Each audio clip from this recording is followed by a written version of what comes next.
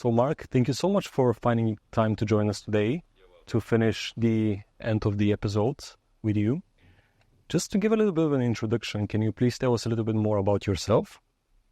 So my name's Mark Petz. I own AphroditeRentals.com. We've been involved in the resort, renting properties and managing properties on the resort for over 20 years. And we are very proud to, be representing, what we do. And we absolutely love working with property, What is the thing you mostly enjoy by working in the property industry?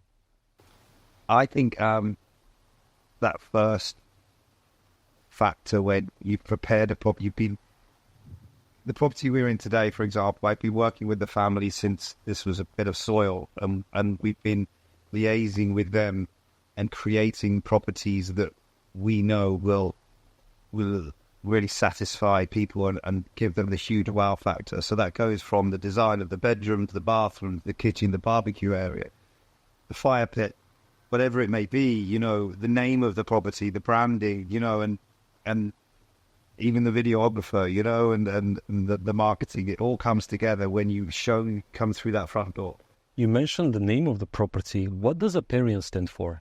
It stands for limits beyond borders, so there's no limitations. And when I stood on this plot before the villa was built, I thought the Aperion, and it's a Greek name for infinity, so borderless, kind of. And I thought when you stand here and look at the view, I thought that's kind of the impression that you get. Yeah, it feels infinite. It feels that there is no end. Exactly. Endless. Yeah. So that's why we named it that, and thankfully the family supported our idea. The decision, yeah, no, it's a very good name. I actually had a look at it before. What does it mean? Because I was very curious, because I know it sounded Greek to me, but I didn't know exactly what it means. And I believe it, before coming here, I understood that it's going to be something that has to do with the view, especially what we get out from the pool, from where we're standing right now.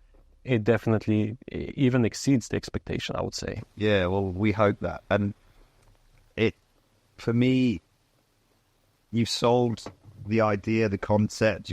They've looked at the video, they've seen everything. They go to the airport, the anticipation's high, they're excited, family are excited. They've invested a lot of money to come here. And when you open that front door, when you have the family with you and the pool lights are on, you open the door and you see the view. That for me, when everyone gets excited and they say, wow, what the proper wow factor, that for me is it sends shivers down my spine. It gets me still excited now, and I've been doing it for nearly 20 years. So I think that when everything comes together is the most pleasurable part. It's a passion. In the end of the day, it's passion. Yeah, absolutely. But you have to believe in it, Exactly. If you don't believe in it, nothing works. Exactly. Just because you mentioned the property, I want to focus on that. What do you think are the key features of this specific property?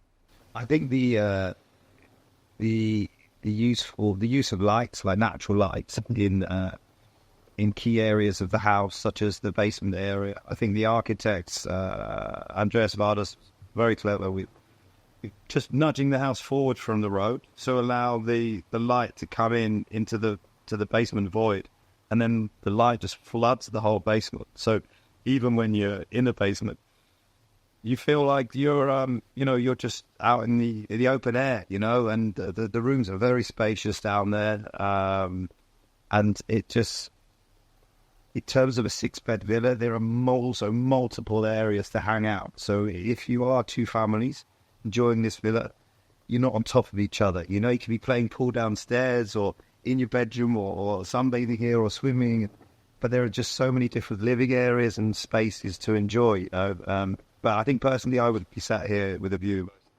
Yeah, would this be your place to go? Is this something that you would like most, or would it be the pool area? What is your favorite spot inside the villa? Be in the shade under there, taking in the view with a book and a cheeky beer later in the afternoon.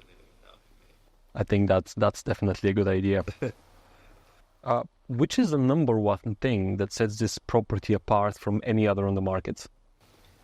I think it is the use of the space combined with the view.